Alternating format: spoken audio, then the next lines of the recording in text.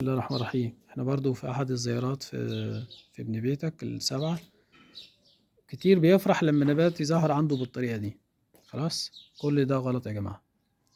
الشتلة بطبيعتها لما تكون مطعومة بتطرح وهي صغيرة، خاصة في اشجار المانجا. لو انا سبت التزهير ده، هل يعقل ان فرع زي ده مثلا هيشيل حباية مانجا تروح واخدها ونازلة بيه وتعطل النمو الخضري اللي هيكون لي هيكل الشجرة؟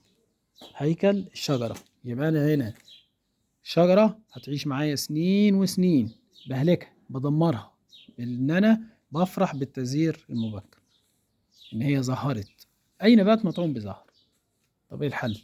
الحل إن أنا ممكن أسيب عليها شمراخ زهري واحد لو أنا عايز أفرح بقى بمنجاية ولا حاجة، والباقي كله يتشال. يعني دي عمر اللي قدامنا دي عمر سنة ونص أو سنتين أقصاها. السنة اللي جاية ناخد عليها 4 حبات، من 3 ل4 حبات، انما السنه دي ما ناخدش منها اي حاجه اطلاقا خالص. فنيجي على حاجه زي التزهير ده. خلاص اهو،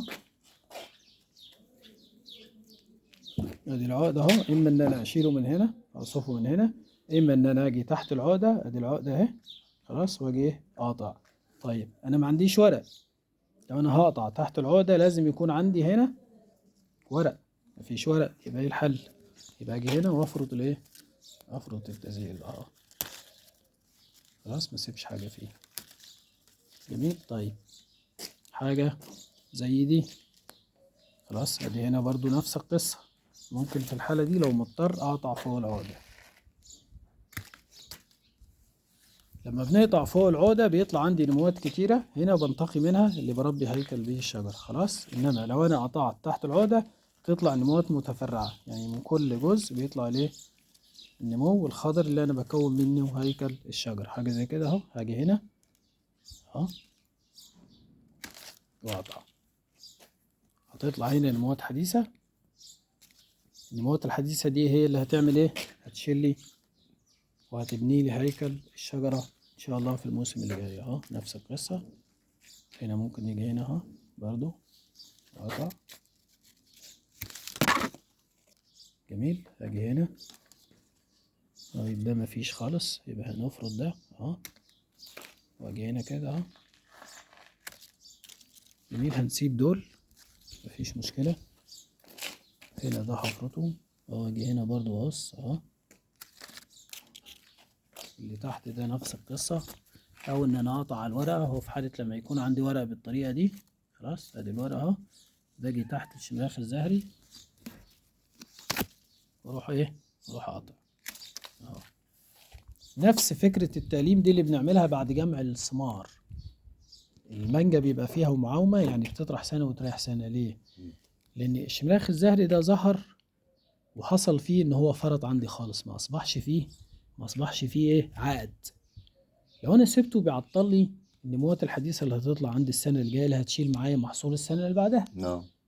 طيب لو هو كمل معايا وخدت منه الحباية، يعني حصل فيها نضوج واستوت وكلتها وخدتها، بيحصل هنا ان الجزء ده بيبقى مبلط وبيعطل برضو معايا الايه، تزهير السنة اللي بعدها.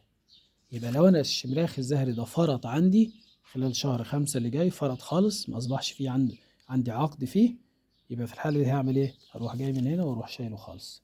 طيب كمل واصبح فيه حباية مانجا وكلتها، يبقى اجي بعد ما اخد حباية المانجا دي اجي لتحت هنا اخد شبر. يفضل ان انا يكون عندي الطرحات فيها ورق، ما تبقاش بالطريقه دي، واروح ايه، اروح قاطع. النموات الجديده اللي هتطلع دي هي اللي بتكون معايا الايه، الورق. الطرحات الحديثه اللي هتشيل السنه اللي اه بعدها وهكذا. خلاص، هنعتبر ده ان سقط كله تزهيره. اجي هنا واروح ايه اه.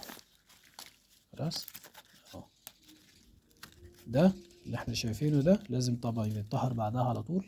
خلاص، ازوكسستروبين، دوفاينوكونازول، بريبوكونازول، سكلور نحاس، لازم نطهر لان ده اصبح جرح في الايه، في النبات. خلاص، قلت له ايه بقى؟ هيديني نموات حديثة ده. خلاص، يعني ممكن نقطع هنا كمان اهو. انا عندي ورقة اهو، اقطع هنا اهو. هيديني نموات حديثة. النموات الجديدة دي هتبقى هي الطراحات اللي هتشيل معايا السنة اللي جاية ان شاء الله. ده برضو نفس القصة، مينفعش يبقى موجود عندي. بس اهو، ده برضه نفس القصة. كده انا ببني شجرة، هيكل ببني المهندس هيكل يعني. شجرة. تمام.